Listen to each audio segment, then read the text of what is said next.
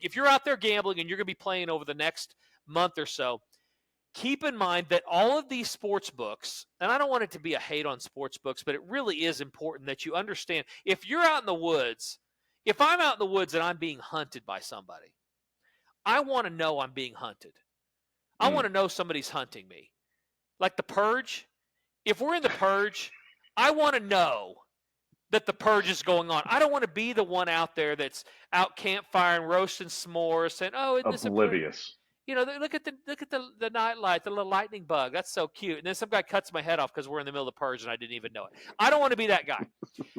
If you are a sports gambler in this country, you are being hunted by Draft Kings, by FanDuel, by MGM, by Circa, all of these sports books. And if you're in Missouri, it's the Purge. They want you, and they want you bad. All right. New sports, acquiring sports bettors, and they have statistics on all this stuff. If you start with FanDuel, most likely you're going to stay with FanDuel. If you start with DraftKings, you're going to stay with DraftKings. So the reports came out for how these companies have done over the last quarter, because they're publicly traded companies. So the two things that stuck out to me is that DraftKings was up $110 million in the second quarter. And most of that was attributed to the increase in live betting.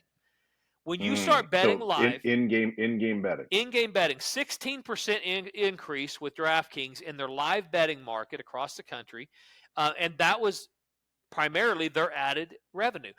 It makes a ton of sense. And you're betting in games, you are using emotion more. You're paying worse juice. You're not paying 110. You're not going to see in-game juice numbers at 110. It's become the new norm. Back in the day, 110 was 110. That's what you paid. Right. Those of you new to the show, you bet $110 to win 100 for having the opportunity to pick your team to the sports book. You're charged 10% juice is what we call it, or VIG. And so you'd lay 110 to win 100. You'd lay 55 to win 50, whatever half of that to win half of that. So 10%. That's not the norm now. Now some of these games have 15%, 20%. That eats into your profit because you're going to lose as a sports bettor some. Some of the games you're going to lose. And when you're paying more juice on those losses than you should, it eats into that how many do I need to get right to make money number. And that becomes a problem. The in-game stuff, for them giving you the convenience of betting in-game, they charge you even more juice. So it's a real predatory way to go about things with the average player, because he's going to play on emotion and he's going to bet because it's in-game. He's going to try to hedge out of things. There's going to be a lot of spots that are going to put him in bad things that are going to eat away at that profit, even if he was able to hit 52.8% or whatever it is, whatever the break-even number is, which is a little over 52% of your picks on 110. You're going to eat into that. So it becomes a real problem. That's the first thing that's important. The other thing, if you don't believe you're hunted, hear this number. FanDuel is expected to lose $30 million in the third quarter due to the legalization of sports gambling in the state of Missouri. FanDuel and all these other companies are going to give millions of dollars away trying to acquire you as a customer to come bet with them, because they understand that if you start betting with them, you're probably going to stay with them. They're going to push in-game parlays. They're going to press in-game stuff. They're going to and you'll hear these on the commercials. They're going to say, bet 5, win 55. That type of stuff. Sure. They'll give you free money to acquire you as a customer. There's two reasons this is important. Number one, understand what they're trying to do.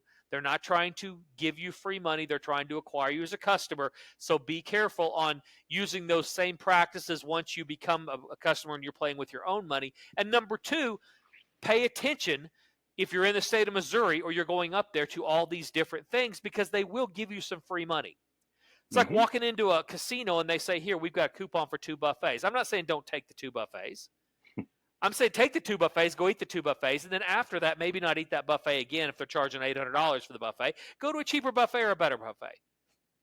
That's all I'm saying. So understand what's going on in the world of sports gambling. I think that's part of our job here.